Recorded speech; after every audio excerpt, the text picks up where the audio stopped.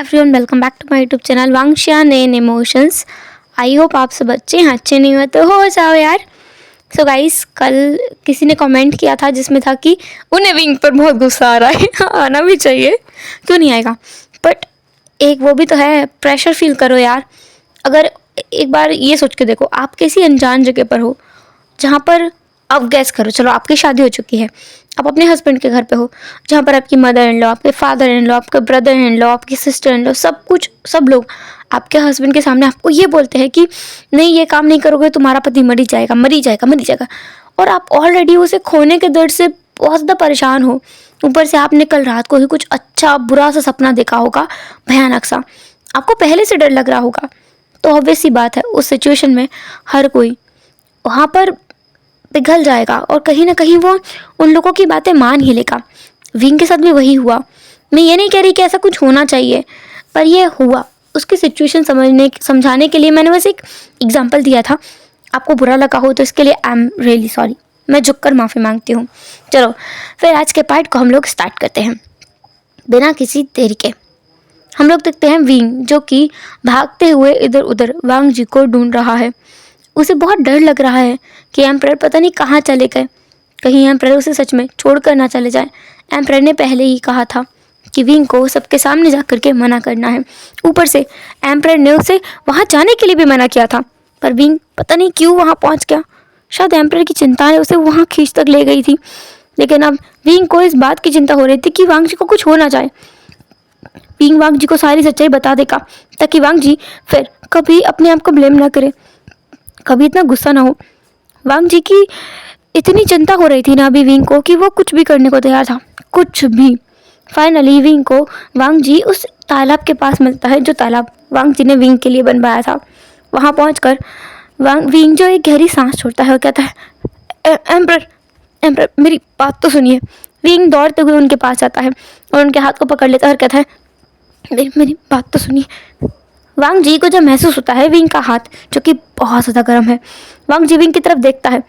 वांग जी को गुस्सा तो बहुत आ रहा था, लेकिन अभी वो विंग को नुकसान पहुंचाना भी नहीं चाहता।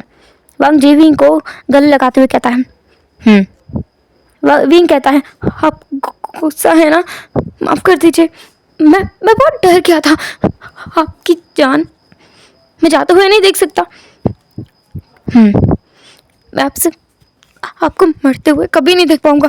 इससे पहले मैं अपने आप को कुछ कर लूँगा। इसलिए जो उन्होंने कहा मैंने मान लिया, मैंने कुछ सोचा ही नहीं।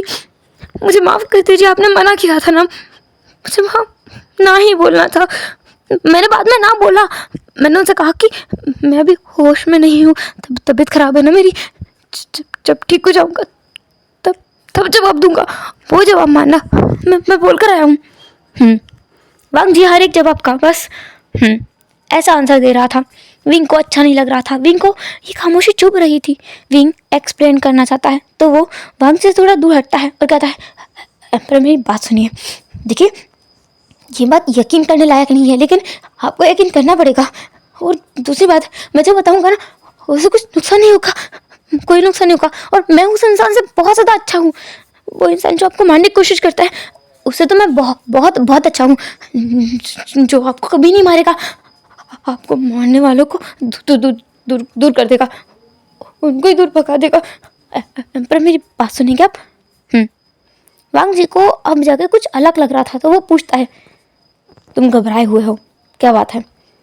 वांग जी की इस बात पर विंग कहता है, मैं कह रहा हूँ, देखो, उस दिन जब मुझे मैंने बताया, मैं मतलब वी वुशियान, जो कि जियांग राज्य से है, वो कुएं में कूद गया था।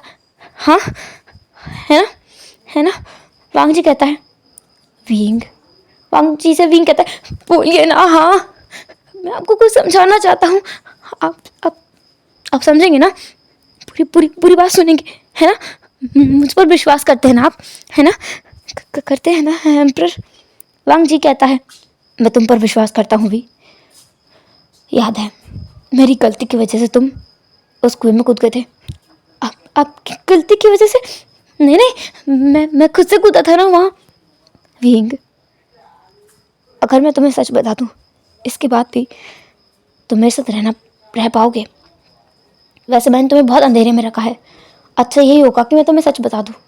इसके बाद वांग जीजू विंग को अपने पास बिठाता है और कहता है तुम्हारी तबीयत खराब है, जब तुम ठीक हो जाओगे तब मैं तुम्हें सब कुछ बताऊंगा। विंग कहता है नहीं नहीं, आज इसी वक्त हम सारी चीज़ें क्लियर करने वाले हैं।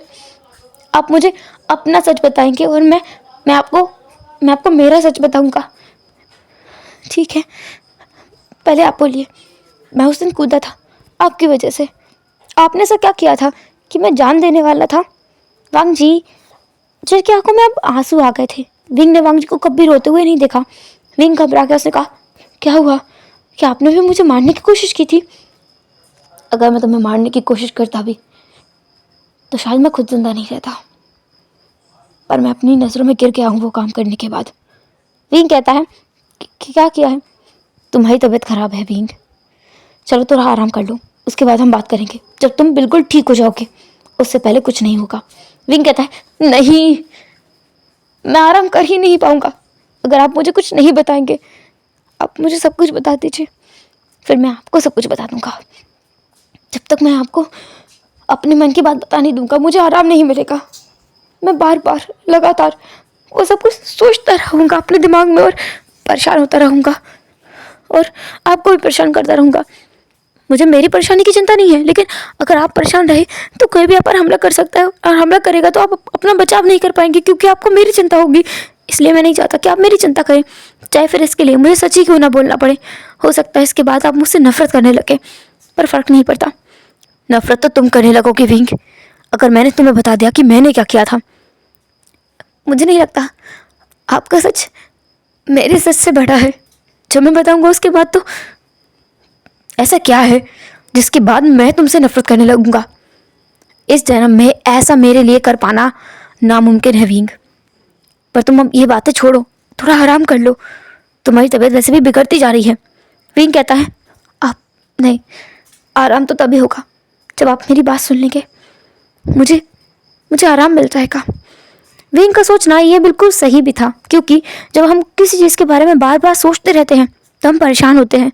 और हिलर ने भी यही कहा था कि विंग किसी बात को लगातार सोच रहा है और स्ट्रेस में जा रहा है, परेशान हो रहा है, इसी की वजह से उसकी तबीयत इतनी ख़राब है।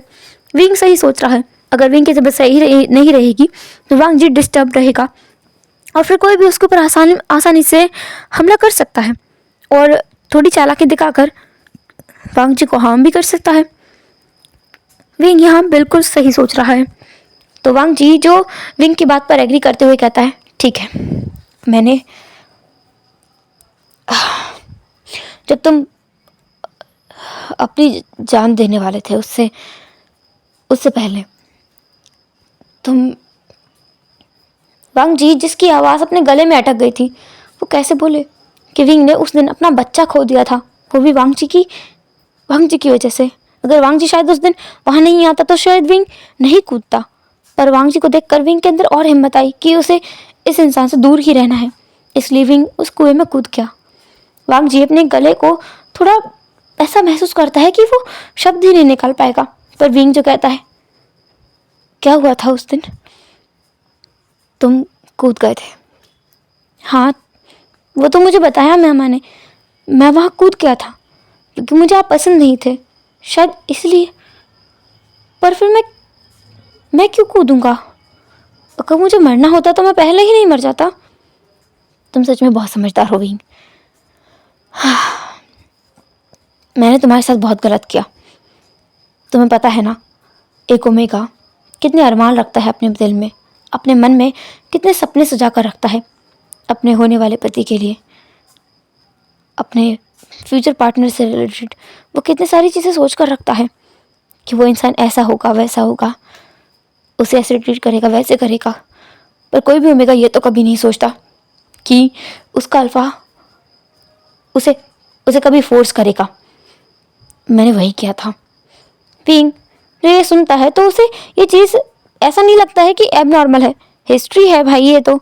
और जहाँ तक विंग ने अपनी हिस्ट्रीज की बुक में थोड़ा बहुत पढ़ा था जब तक वो स्कूल में था तब तक, तो उसने ये पढ़ा था ये चीज़ें बहुत नॉर्मल थी। पुराने समय में लोग ऐसा करते थे और उनकी बहुत सारी राजा रानियाँ होना ये भी बहुत नॉर्मल बात थी। और अपनी वाइफ पर तो लोगों का हक होता है, और एक ओमेगा तो एक अल्फा का वाइफ ही होता है, तो उस पर तो एक अल्फा का हक हुआ। वांगची ने अपना हक लिया है, इसमें क्या गलत था? विंग की नज़रों में इसमें कुछ गलत नहीं था, पर वांगची कह रहा था कि उसने फोर्स किया था। पर फिर भी विंग ने कहा कि तो वांगची कहता है तुम्हारे पास तुम्हारा प्राइड था जो मैंने ले लिया, वो भी ज़बरदस्ती, तो तुम्हें कैसा लगेगा? विंग को अभी भी बुरा नहीं लगता। विंग कहता है तो? वांगची कहता है तुम्हें समझ नहीं आ रहा है, जैसे कोई ओमेगा है और उसकी शादी किसी ऐसे अल्फा से हो जाए जिससे वो नफरत करता है, और वो अल्फा उसके साथ ज़बरदस्ती करे तो उसे कैसा लगेगा? वो अल्फा जिससे वो हमेशा से नफरत करते हुए आया था, उसे मारने के सपने देखता था, उसके साथ उसे वो सब कुछ करना पड़े तो? विंग जो खुद को अब एक अलग पोजीशन में पाता है, एक लड़का जैसे विंग के साथ जब जियांगचेंग ने कुछ करने की कोशिश की थी तो विंग को कितना गुस्सा आया था।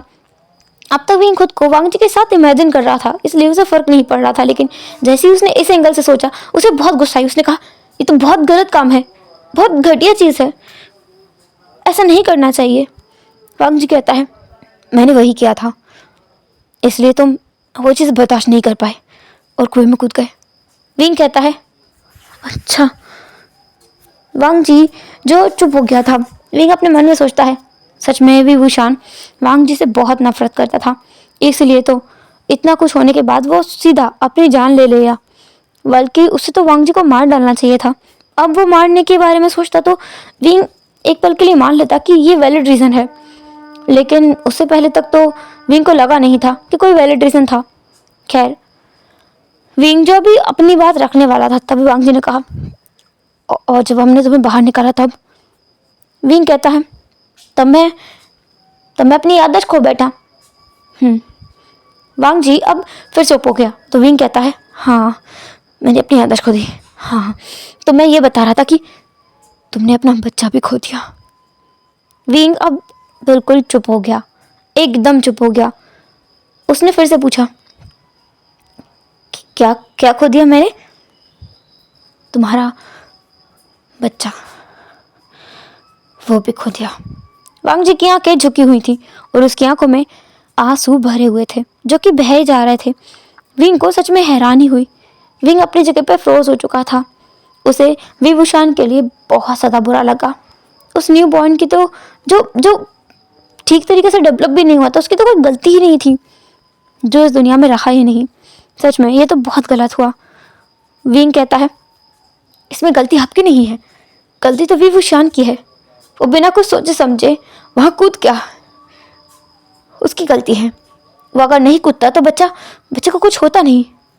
वैसे तो वो बहुत बहुत महान बंदा था ना, हमेशा मैंने उसकी चर्चा सुनी है यूनमक में, जहाँ लोग कहते हैं कि वो अपनी तलवार के बल पर किसी को भी ढेर कर सकता था। तो क्या उस समय उसके अंदर इतनी भी हिम्मत नहीं बची थी कि वो अपने लिए लड़ सके, अपने लिए कदम उठा सके, अपने लिए तलवार उठा सके? कहे का योद्धा फिर वो? अगर वो जिंदगी की रेस में ऐसे हार जाएगा तो फिर मैं उसे कोई योद्धा नहीं मान सकता। वो किसी काम का नहीं था, सच में किसी काम का नहीं था। उसने आपको परेशान किया, आपकी जान लेने की कोशिश की, एक बार नहीं, दो बार नहीं, पता नहीं कितनी बार उसने कोशिश की। मुझे लगता है वो आपके विरोधियों के साथ मिल भी गया होगा, आपके दुश्मनों के साथ मिलकर उसने ये सारा षड्यंत्र रचा होगा और फिर अपने खुद के बच्चों को वो खा गया। वांगची को बहुत गुस्सा आई है सुनकर। विंग को कोई हक नहीं है खुद के बारे में भी ऐसा कुछ बोलने का। वांगची विंग के दोनों शोल्डर को पकड़ता है और कहता है चुप हो जाओ, एक शब्द और गलत मत कहना खुद के बारे में। मैं नहीं सुन सकता, चाहे वो कोई क्यों ना हो। तुम खुद ही क्यों खुद के बारे में कुछ गलत क्यों ना कहो, मैं नहीं सुन पाऊंगा। विंग कहता है सुनना पड़ेगा आपको, मैंने आपसे कहा था आप अपना पक्ष रखिए, मैं अपना पक्ष रखूंगा। और मैं अब आपको बताता हूँ, मैं यूनमक से आने वाला विभूषण नहीं हूँ। मैं तो आधुनिक दुनिया से आने वाला विंग हूँ, जो एकदम अलग है विभूषण से। वांगची कहता है विंग और विभूषण दोनों एक ही हैं। मुझे लगता है तुम्हारे दिमाग पर बहुत असर पड़ा है, बहुत गहरा असर पड़ा है। खुद की बुराई भी कर रहे हो और खुद को खुद से अलग भी बता रहे हो। चलो तुम्हें आराम करने की जरूरत है। वांगची विंग को उठाने लगता है, पर विंग वांगची के हाथ को झटक कर अलग कर देता है और कहता है अगर मैंने आज नहीं बोल पाया तो मैं दोबारा कभी हिम्मत ही नहीं जुटा पाऊंगा आपको सब कुछ सच बताने की। सच बताने दीजिए, फिर आपको इस पर यकीन हो या ना हो फ़र्क नहीं पड़ता। दरअसल मैं एक ऐसे परिवार से ताल्लुकात रखता हूँ जहाँ पर मेरी माँ है और मेरी माँ की दूसरे पति और उनके 2 बच्चे हैं। फिर इसके बाद मैं विंग अपनी बचपन से लेकर के उस समय तक जहाँ तक उसकी फैमिली ने उसे बाहर निकाला था, जियांग चेन ने उसे परेशान किया और वो कैसे नदी में कूद गया, वहाँ तक की कहानी बताई। फिर वो कहता है नदी से कूदने के बाद जब मैं फिर से आँख खोल के उठा तो मैंने खुद को एक बहुत ही अच्छे कमरे में पाया। इसलिए आपको याद है मैं पहले दिन जब जागा था तो आपको गॉड कह रहा था, एम्परर नहीं, और आपको हेवन का गॉड समझ बैठा था। ये हेवन है और हेवन से मैं जाना नहीं चाहता। मैंने आपसे बार बार यही रिक्वेस्ट तो की थी कि मुझे हेवन से वापस अर्थ पर मत भेजिएगा। वांग जी को याद आता है। वांग जी कहता है नहीं, तुम झूठ बोल रहे हो, ऐसा कैसे हो सकता है? मैं तुम्हें साफ साफ देखा है, तुम वही हो। ऐसा कैसे हो सकता है कि तुम कोई और हो? ये बिल्कुल नहीं हो सकता। वांग जी को तो यकीन ही नहीं हो रहा था कि जिसके साथ वो इतने टाइम से रह रहा था वो तो कोई और इंसान है, जिसके साथ उसने इतना अच्छा समय बिताया है। वो इंसान जो उसके साथ इतने समय तक साथ रहा, जंगल में गया और उसकी रक्षा भी की। वांग जी ने जिसकी रक्षा की वो सब कुछ क्या एक छलावा था? क्या वांग जी ने किसी और को बचाया? वांग जी खुद पर ही क्वेश्चन मार्क लगा देता है। फिर वो खुद से कहता है कि विंग का दिमाग तो चली गया है, साथ ही साथ वांग जी भी अपना मानसिक संतुलन जैसे खोता जा रहा है। क्या सोच रहा है वो एम्परर है पूरे लान राज्य का, जो इतने सारे राज्यों को संभाले हुए है। वो ऐसी उटपटांग बातें सोच भी कैसे सकता है? ये वी वुशानी है, बल्कि ये विंग ही है, उसका विंग, जो कि बस अब थोड़ा सा परेशान हो गया है और बुखार की वजह से ना इसके दिमाग की कुछ नसें हिल गई हैं। विंग को वैद्य के पास ले जाने की जरूरत है, ना कि यहाँ रहकर उससे बात करने की। वांग जी विंग का हाथ खींचते हुए बोलता है बंद करो अपनी बकवास, तुम चुपचाप मेरे साथ वैद्य के पास जाओगे और अपने दिमाग का इलाज करवाओगे। मुझे लगता है तुम्हारे बुखार में होने की वजह से तुम्हारा दिमाग भी थोड़ा खराब हो गया है। विंग अपना हाथ झटके से खींचते हुए बोलता है तुम्हें क्या लगता है, क्या मैं पागल हो गया हूँ? पर ऐसा नहीं है, मेरी बात समझो, मेरी पूरी बात सुनो। देखो, याद करने की कोशिश करो, मैं उठा था तब कि मैं तुमसे डरा नहीं ना, और जबकि मुझे अब पता है कि तुमने क्या क्या किया है। और क्या तुम्हें लगता है अगर मैं विभूषण होता तो ये जानने के बाद कि मेरा बच्चा मर गया था मैं इतना शांत रह पाता? मुझे दर्द महसूस हुआ कि ये बच्चा मर गया जो इस दुनिया में नहीं आया था। मुझे महसूस हुआ कि तुमने किसी को फोर्स किया, उसके साथ गलत किया। पर क्या मुझे अच्छा लगेगा ये जानकर कि मेरे साथ ये सब कुछ हुआ? नहीं ना। वो भावनाएं अलग होती है। जब अपने साथ कुछ बुरा होता है हम उस इंसान को कभी माफ़ नहीं कर पाते, लेकिन अगर किसी और के साथ हम देखते हैं कि हमारे चाहने वाले ने कुछ गलत किया है तो हम थोड़े स्वार्थी बन जाते हैं और उसे माफ़ करने की कोशिश करते हैं। मैं भी वही कर रहा हूँ। मैं आपको माफ़ कर चुका हूँ हर एक चीज़ के लिए, ये जानने के बाद भी कि आपकी वजह से एक बच्चे की जान चली गई थी। मैं फिर भी आपसे नफरत नहीं कर सकता क्योंकि मैं विभूषण नहीं हूँ, मैं बीइंग हूँ। मैं एक अलग दुनिया से आया हूँ, बहुत अलग दुनिया से, जहाँ पर कोई मुझे पसंद नहीं करता था, कोई मुझसे प्यार नहीं करता था। मेरा भाई चांग चेंग वो तो और बुरा था, बहुत बुरा। वांग जी कहता है मैं विश्वास नहीं करता। अब चलो मान भी लिया, तुम दूसरी दुनिया से आए हो, तुम्हारी आत्मा मेरे विंग के शरीर में आ गई है। इस बात का क्या सबूत है तुम्हारे पास? सबूत है मेरे पास। मैं आपको साबित कर सकता हूँ कि मैं वुशान नहीं हूँ, मैं विंग हूँ। एक बात बताओ, क्या वुशान अपनी याददाश्त खोकर भी ये बर्दाश्त कर पाएगा कि वो अपने भाई को मारने की कोशिश करे? बताओ। हाँ, पर मैं अपने भाई को मार सकता हूँ। मैं आपके लिए किसी को भी मार सकता हूँ, जियांग चेंग को भी, अपनी माँ मैडम यू को भी, क्योंकि उनके अंदर मुझे उन्हीं लोगों का चेहरा दिखता है जो उस दुनिया में मेरे साथ गलत कर रहे थे, और इसलिए मुझे उन्हें मारते हुए एक पल के लिए भी सांत्वना नहीं मिलेगी। मैं जानता हूँ उन लोगों ने मेरे साथ गलत नहीं किया है। इस दुनिया के लोग तो बहुत अच्छे हैं, मुझसे बहुत प्यार करते हैं, पर मैं उस नफरत को अपने दिल में रखकर उन्हें मार भी सकता हूँ। वांग जी अपनी जगह से एकदम पीछे हट गया। ये बात सच है, विंग किसी को कुछ भी नुकसान कर सकता है, पर अपनी फैमिली के बारे में ऐसा कुछ बोलने के बारे में तो वांग जी सोच ही नहीं सकता। फिर ये वांग जी कहता है, तुम्हारी आदत चली गई है, इसलिए तुम बहकी बहकी बातें कर रहे हो। विंग कहता है, मैं बातें नहीं कर रहा हूँ बहकी बहकी। तुम मानते क्यों नहीं हो? मैं कैसे मान लूँ? ऐसा कुछ ना तो आज तक मैंने सुना, ना मैंने देखा, और ना ही मैंने जाना है। कोई कैसे किसी और दुनिया से इस दुनिया में आ सकता है, वो भी किसी और के शरीर में? और कैसे फिर उस इंसान का नाम सेम हो सकता है? तुम क्या विश्वास नहीं कर पा रहे हो?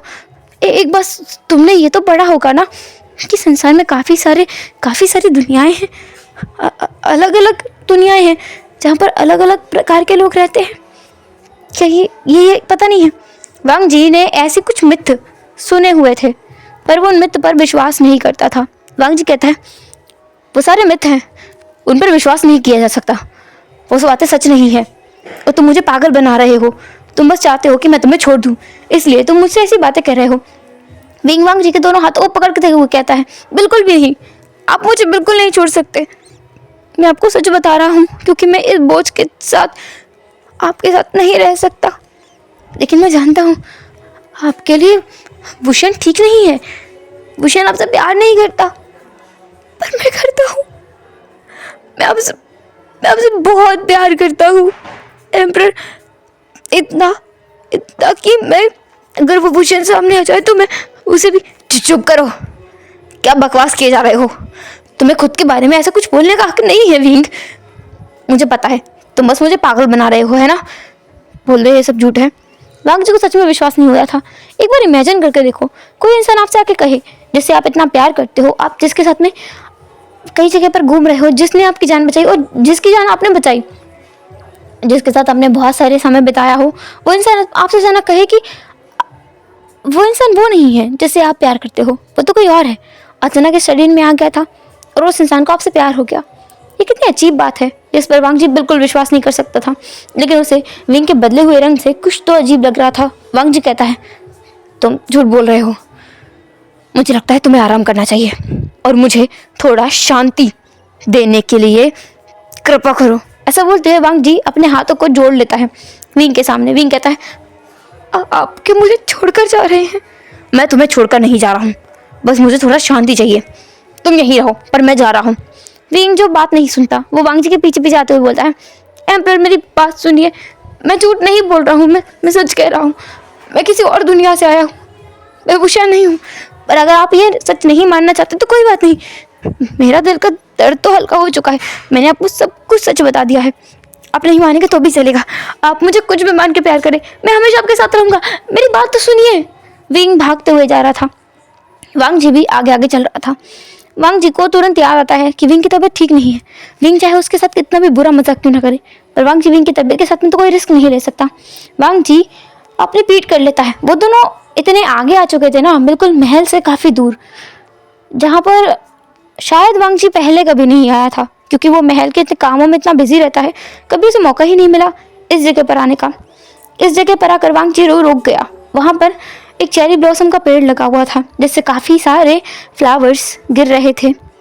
वो सारे फ्लावर्स उन दोनों के ऊपर ऐसे गिर रहे थे जैसे मानो उन दोनों के खुशियों में बाहर लाना चाहते हो, पर उन दोनों में से कोई भी खुश था क्या? तो ऐसा नहीं था।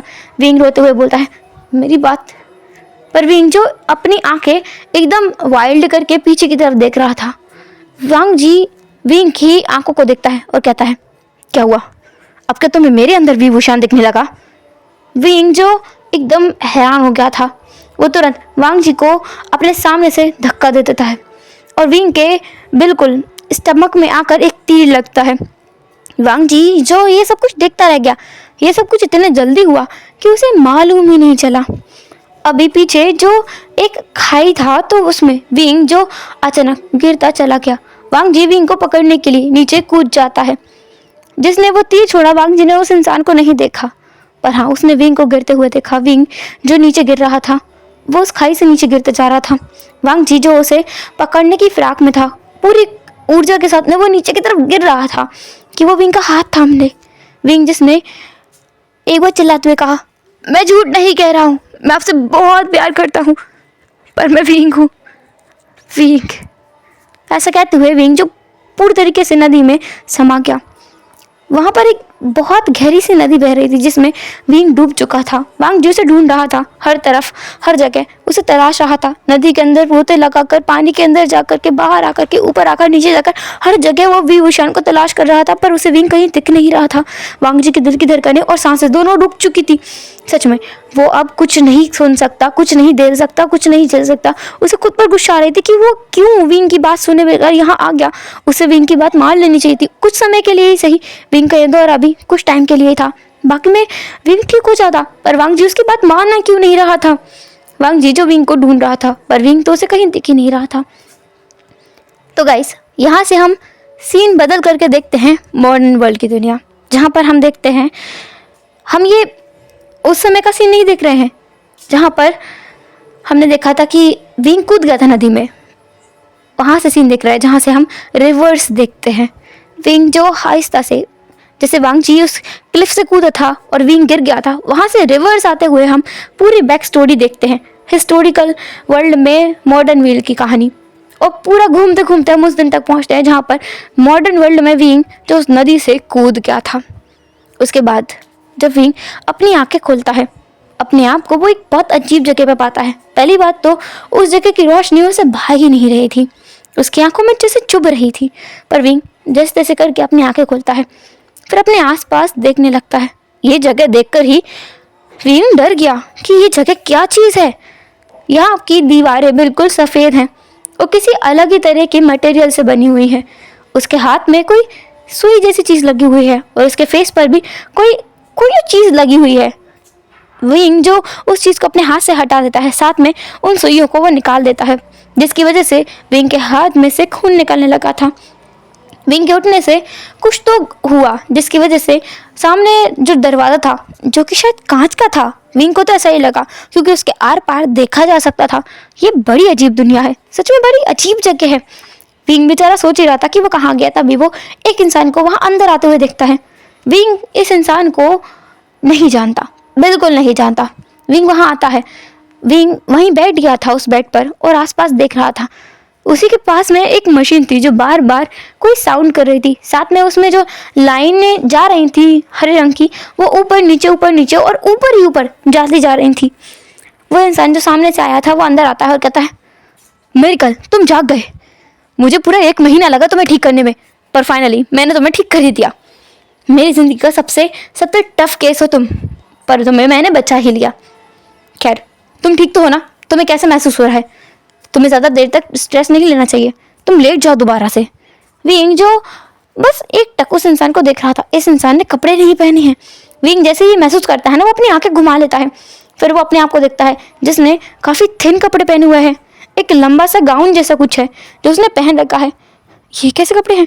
विंग अपने आसपास देखता है तो उसे एक चादर दिखती है। वो अपने पैरों से चादर उठाता है और अपने पूरे बदन को पूरे नेक तक ढक लेता है। फिर कहता है, तुम कौन हो? तभी वो इंसान जो सामने खड़ा था, जिसे हम शायद डॉक्टर कह सकते हैं क्योंकि उसके गले में टेलीस्कोप लगा हुआ था, वो डॉक्टर कहता है, मेरा नाम मैंने बताया नहीं, मेरा नाम है लांसेचन और मैं तुम्हारा डॉक्टर हूँ। मुझे तुम नदी में मिले थे, तुम्हें याद है? तुम्हारा एक कार से एक्सीडेंट हो गया था, इसके बाद तुम दौड़ते हुए वहाँ से निकल गए थे। मैं तो डर ही गया था, पता नहीं तुम्हारे दिमाग पे चोट न लग गई हो, क्योंकि तुम्हारे सर से बहुत खून भी बह रहा था। फिर मैंने देखा कि तुम सीधे जा कर के एक ब्रिज से नीचे नदी में कूद गए। मुझे बहुत डर लगा था। जब मैं तुम्हें बचाने के लिए दौड़ा तब तक बहुत देर हो चुकी थी, तुम नदी के बहाव के साथ में आगे बहते चले गए थे। और जब मैंने तुम्हें रेस्क्यू किया था तब तुम्हारी बॉडी पे इतने सारे निशान थे कि कोई पूछो ही मत। अभी भी देखो, तुम्हारे सर पे यहाँ पर एक निशान है। विंग अपने सर को आहिस्ते से टच करता है, वहाँ पर कुछ चीज़ लगी हुई थी जिसे विंग रब कर दे जा रहा था। लांसेचन उसके हाथ को पकड़ते हुए बोलते हैं, क्या कर रहे हो? उसे ऐसे मत करो, वो निकल जाएगी। अगर पट्टी निकल गई तो तुम्हारा घाव खुल सकता है। वैसे तुम अब कैसा महसूस कर रहे हो? विंग कहता है, मैं ठीक महसूस कर रहा हूँ, पर मैं हूँ कहाँ? ये कौन सी जगह है? तभी डॉक्टर कहता है, मैंने तुम्हें बताया नहीं, एक्चुअली ये मेरा हॉस्पिटल है, तुम मेरे हॉस्पिटल में हो। विंग कहता है हाँ, कहाँ हूँ मैं? सचिन फिर से कहता है मेरे हॉस्पिटल में हो। और तुम्हें इंग्लिश नहीं आती है? हॉस्पिटल को बोलते हैं चिकित्सालय, तो वहाँ पर हो। विंग कहता है चिकित्सालय? मैं चिकित्सालय ऐसा कब से बन गया? क्या मैं पूरे हजारों सालों से सो रहा था? तो इतना सा तो परिवर्तन हो गया है। सचिन जो अपने सर खुजाते हुए बोलते हैं नहीं नहीं, 1000 साल नहीं, पर तुम 1 महीने से ज़रूर कोमा में थे। कोमा? हाँ, जब इंसान बस सोया रहता है, ना उसे कुछ दिखाई देता है और ना कुछ सुनाई देता है, ना वो कुछ महसूस कर सकता है, बस वो बिस्तर पर पड़ा रहता है, उस स्थिति को कोमा कहते हैं। विंग कहता है अच्छा, पर मैं यहाँ कैसे आया? मैं तो उस कुएं में कूद गया था। तभी सचिन कहते हैं कुआं? बच्चे, वो कुआं नहीं था, वो नदी थी। तुम एक ब्रिज से नदी में कूदे थे। विंग कहता है ब्रिज? नदी? नहीं नहीं, मैं कुएं में कूदा था, वो भी उस घटिया एम्परर की वजह से। मुझे बहुत गुस्सा आ रही है, मैं उसे जान से मार डालूंगा।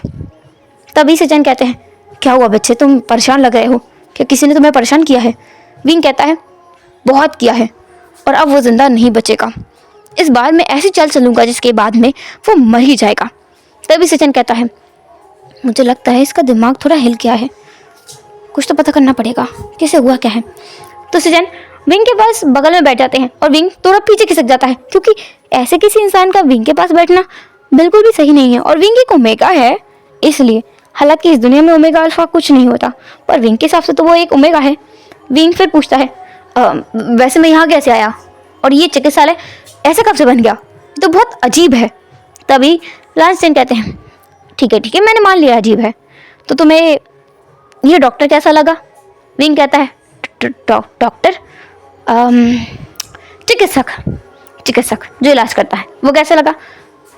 कपड़े तो पहनने चाहिए आपको थोड़ा शर्म आनी चाहिए। आप कैसे एक ओमेगा के सामने ऐसे कपड़े पहन कर आ सकते हैं? विंग ऐसा बोलते हुए दूसरी तरफ देख रहा था। सचिन जो कहते हैं अच्छा, तो तुम एक ओमेगा हो, ठीक है, और मुझे ऐसे कपड़े नहीं पहनने चाहिए, तो कैसे पहनने चाहिए? हमारी संस्कृति के हिसाब से पूरे कपड़े पहनने चाहिए, आप बस अंदर के कपड़े पहनकर बाहर आ गए हैं। सचिन जो हंस पड़े, उन्होंने कहा हाँ, मुझे लगा ही था तुम्हारे दिमाग पर असर पड़ेगा, और सच में पड़ गया है। खैर, अब मैंने तुम्हारा एक्सीडेंट किया है तो मैं तुम्हारा ख्याल भी रखूंगा, और अब मुझे लगता नहीं है कि तुम्हें अपने परिवार के बारे में कुछ भी याद होगा। कैसे याद नहीं है? सब कुछ याद है मुझे। मेरा एक भाई है, मेरी एक बहन है, मेरे माता और पिता हैं। सचिन कहते हैं ठीक है, उनका नाम जांग फैमियान। ठीक है, तुम्हारे पिता का नाम जांग फैमियान है? विंग कहता है हाँ, मेरे पिता का नाम जांग फैमियान है, जो कि जियांग राज्य में रहते हैं, वो वहाँ के महाराज हैं। सचिन अपनी हंसी कंट्रोल कर रहे थे, उनके पास हमेशा ऐसे केसेस आते रहते हैं, पर क्या करें, हर बार वो उस केस को बहुत ही पोलाइट और प्यार से हैंडल करते हैं। तो वो यही कर रहे थे। वो कहते हैं ठीक है, हम तुम्हारे महाराज पिताजी को ये बता देंगे कि तुम अस्पताल में हो, ठीक है? रुको, उनका नंबर दो। हाँ, नंबर? वो क्या होता है? जिससे मैं उन्हें फ़ोन करूँगा और उन्हें यहाँ बुलाऊँगा। फ़ोन क्या होता है? और उसे कैसे बुलाएंगे? पत्र भेजिए उन्हें। पत्र? ठीक है, मैं पत्र भेज देता हूँ। हाँ, जियांग फैमियान यही नाम है ना? अगर तुम मुझे अपनी माँ का नाम बता दो तो और अच्छा होगा। यू जियाओ, मेरी माँ का नाम, लोगों ने मैडम यू कहकर बुलाते हैं। यू जियाओ, ठीक है, मैं जाता हूँ और पता करके आता हूँ। तुम्हारे मॉम एंड डैड को मैं बुलाता हूँ। हाँ, माता पिता को बुलाता हूँ, तुम्हारे पिताजी और माँ को। विंग कहता है विंग वहीं पर बैठा रहता है। सचिन एक इंजेक्शन उठाता है। विंग कहता है ये क्या है? ये मेरा इलाज करने का तरीका है, तुम्हें अपना हथाई करना होगा, और ये जो सुई है ना, मैं अंदर लगाऊंगा, इससे तुम्हें आराम मिलेगा। नहीं, मैं ये नहीं लगवाऊंगा, बिल्कुल नहीं, मैं तलवारों से घायल हो सकता हूँ, पर ये चीज़ क्या है? तभी सचिन कहते हैं अगर तुम्हें तलवारों से डर नहीं लगता है तो फिर इस हल्की सी सुई से क्यों डर लग रहा है? लगवा लो। और वैसे भी मैंने तुम्हारा पूरे 1 महीने तक ख्याल रखा है, तो तुम ये तो बिल्कुल मत सोचना कि मैं तुम्हें मारने की कोशिश करूंगा। राजकुमार जी, मैं आपको बिल्कुल नहीं मारूंगा। क्योंकि सचिन को पता है इस लड़के ने कहा कि उसके माता पिता महाराज और महारानी है, तो ये राजकुमार ही हुआ ना, तो वो राजकुमार के एड्रेस करता है। विंग अब उसकी बात मान लेता है। सचिन जब उसको इंजेक्शन लगाता है तो विंग इतनी जोर से चीख मारता है ना कि पूरा हॉस्पिटल हिल जाता है। और सचिन जो बस अपने कानों को कवर कर लेते हैं उस सुई को निकालने के बाद, और विंग से कहते हैं तुम सोकर आराम करो, मैं तुम्हारे माता पिता को बुलाता हूँ। विंग को वो वहाँ पे लिटा देते हैं। विंग जो अपने हाथ को पकड़ के वहीं बैठा हुआ था, उसे सच में किसी तलवार से, खंजर से, चाकू से, जहर से इससे डर नहीं लगता है, ना तो युद्ध से डर लगता है, लेकिन ये जो भी चीज़ थी ना, इससे विंग को बहुत डर लगता है। वो अपनी ज़िंदगी में दोबारा कभी इस चीज़ को अपने हाथ से, अपने पैर से, अपने आंखों के सामने तक नहीं आने देगा, दूर रखेगा, दूर दूर दूर दूर दूर। कितना भयंकर दर्द होता है इस चीज़ से, बाबा बहुत दर्द होता है। विंग के दिमाग में यही सब कुछ चल रहा था। विंग जो वहाँ लेटा हुआ था वो सोच रहा था कि क्या उसके माता पिता यहाँ आ पाएंगे, ये तो बहुत अजीब सी जगह है। ऐसा लगता है वो उस कुएं में कूद गया था और उसके नीचे से कोई नदी थी जिसके बहाव में बह करके वो इतने दूर आ गया है, और ये कोई दूसरा ही राज्य है जो कि इतना ज़्यादा अच्छा है। यहाँ की दीवारें बहुत ज़्यादा अलग हैं, बहुत अजीब भी हैं, पर ठीक है। यहाँ पर कुछ जल भी रहा है, इतनी ज़्यादा रोशनी है कि विंग को लग रहा है कि दिन है। हेलो एवरीवन, तो कैसे आज का एपिसोड जो भी जैसा भी लगा हो प्लीज़ कमेंट करना एंड फिर बताना मुझे कि आपको ये स्टोरी कैसी लगी है। एंड फिर मिलेंगे नेक्स्ट एपिसोड में, तब तक टाटा, बाय बाय, अपना ख्याल रखना, बाय बाय।